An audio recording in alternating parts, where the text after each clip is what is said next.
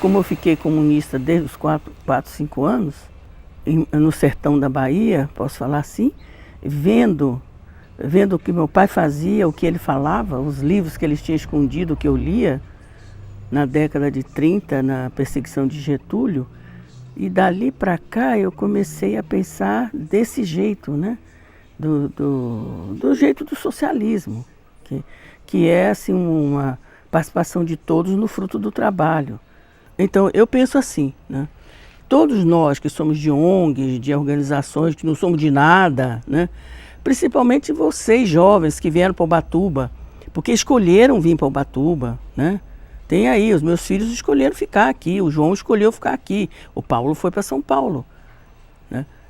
As pessoas escolhem vir para cá, tem um monte de gente, o Daniel ali, um monte. Essas pessoas têm que falar com o governo. Tem que falar, porque se informar a Câmara, falar para o governo, mandar documento, né? Pode usar o mandato que o PCdoB tem. Eu acho que eu estou falando nisso porque eu estou velha, estou cansada. Mas senão todo dia aquele mandato ia receber uma informação e uma necessidade e uma sugestão, certo? Fiz muitas sugestões em governos passados, recentes, nenhuma foi levada em frente. Mas eu acho que o meu papel continua sendo esse. E eu acho que nós, que sabemos de alguma coisa, estamos atentos, observando, né, podemos fazer, passar informação, né, mostrar, conversar, informar. Por exemplo, vai fazer a reforma do decreto? Nós sugerimos que seja assim, assim, assim, assim, assim. E eu acho que para a cidadania se construir, precisa informação. E o buraco mesmo está na escola. Eu sou professora, né? Mas eu sei, o buraco está na escola. Nada disso vai para a escola para a criança perguntar.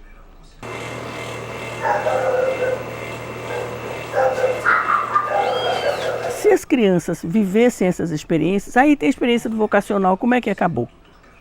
Acabou com... Eu fui professora do vocacional. Eu já entrei depois que o colégio foi para a rede, que não era mais a rede vocacional. E eu entrei na transferência, como eu era a primeira colocada, entrei. E aí encontrei um restinho daquela maravilha. As crianças ficavam o dia inteiro na escola. Eles administravam a cantina, tinha várias matérias e nós discutíamos política dentro da escola. Então, eu acho que isso é a escola. Porque eu só dava aula assim, com experiência primeiro e teoria depois, né? E isso tudo foi indo e foi acabando, foi acabando. Acabou com o Maluf fechando e a ditadura botando a fundadora do vocacional. Acabou na cadeia, foi estrupada na cadeia da ditadura. E o colégio foi fechado. No dia que eu fiz uma coleta para o Sindicato dos Metalúrgicos, né, eu guardei tudo no laboratório. Eu pedi, traga arroz, feijão, dinheiro, tudo. No outro dia tinha bastante coisa. Aí escondi no laboratório. E o carro estava no estacionamento. Na hora do recreio me bateu aquilo, falei assim, vou descer tudo para o carro. Desci tudo para o carro, inclusive o dinheiro, botei tudo lá no carro e fechei na hora do intervalo. Na quarta aula apareceu o DOPS. Já tinha sido avisado por alguém dentro da escola que tinha esse negócio, que alguém estava colhendo coisa ali para os metalúrgicos. Aí de noite fui levar no sindicato. Entreguei o dinheiro, eles mandaram entregar numa capela na estrada, numa igreja, né, para entregar o dinheiro para aquele padre lá da igreja, que era quem guardava o dinheiro das doações. E as comidas eu deixei lá, eu não sei se foi o contrário, não, o dinheiro eu deixei na sede e os mantimentos levei para o padre. Antes de sair do São Paulo, o DOPS me chamou para explicar, e a gente combinou, né, tudo que a gente ia dizer, porque não tinha nada, não tinha nenhuma ação subversiva. Nós éramos professores e falando sobre a realidade do país e tal. E aí a ditadura já estava bem instalada, né?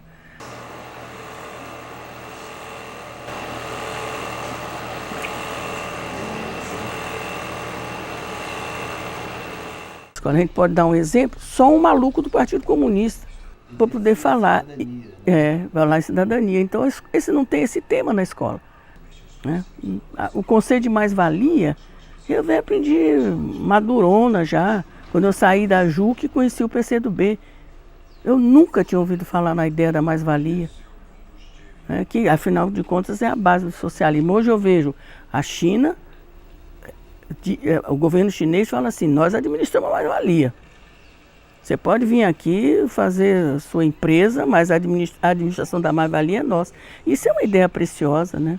É uma coisa natural, né? O avanço da história, né? Quando eu cheguei aqui, tinha um sindicato que era o Sindicato do Litoral Norte.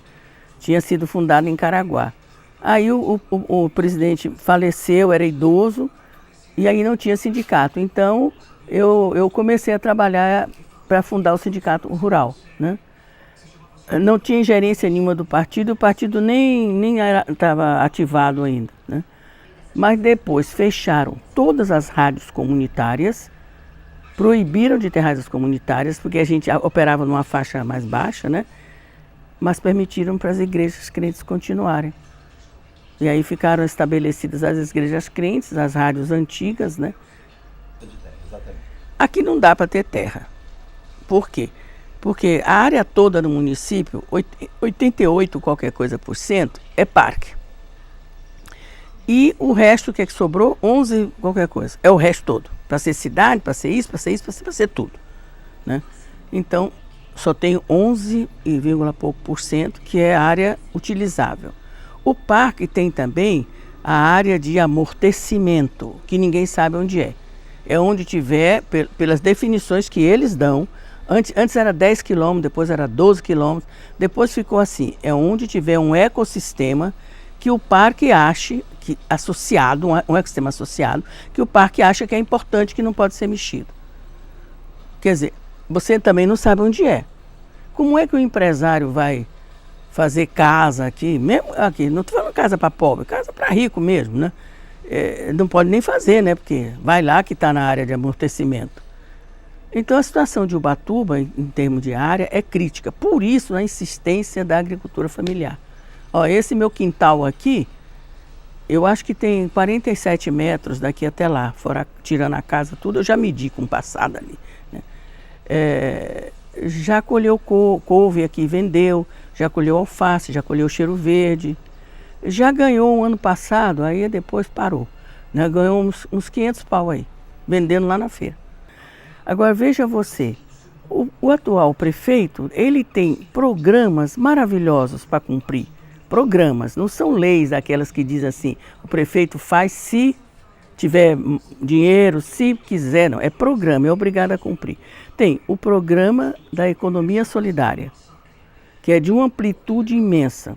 Tem o programa da agricultura urbana e periurbana, que chegou tardiamente aqui, mas agora tem. A secretaria tem declarado que quer que a feira seja uma feira de economia solidária. Inclusive se comprometeram já a rever o decreto, que é muito antigo, né? Antes de tudo, é de 80 e tantos, né?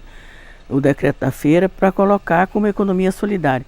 Então a feira, ela não pode ser uma economia solidária no total, mas os empreendimentos econômicos solidários que estejam acontecendo nela podem ser amparados sem gastar um tostão pelo governo, certo? Só de ajudar na organização, favorecer em material de divulgação, certo? Ensinar a fazer os folhetos, etc., que é o que a Apollo faz, o que a Apollo tenta fazer. Quer dizer, entrar na produtiva, o que é que significa? Não significa nada, significa que você pode fazer um ES de cultura e colocar na feira. E vamos colocar uma tenda lá, lembra da gente tocar o fandango? O Mário Gato já voltou a perguntar, e aí, como é? Vamos fazer uma amizade aí novamente? Quer dizer, é isso que eu quero. Estou sentindo falta de alguns aqui, o advogado Rodrigo, que é um sambista também e tal. Então, nós temos que falar para o governo o que nós achamos. E por conta de agir, é por conta deles, né? Falar, cutucar na imprensa, usar o coisa é cansativo, né? Usar o negócio da Câmara, a tribuna da Câmara, sabe? Tem que divulgar, tornar essa conversa chegando em todo mundo. Agora não sei, a associação que deu certo, só aquelas que recebem às vezes muita grana, né? Sede, tudo, não vou nomear, né? Para cuidar de aleijados, de criança abandonada. Faz um pouco o papel do Estado, né? Mas para promover essa coisa da cidadania, do trabalho, do emprego, da informação política, não. A Polo Produtivo tem caminhado sempre sozinha, né?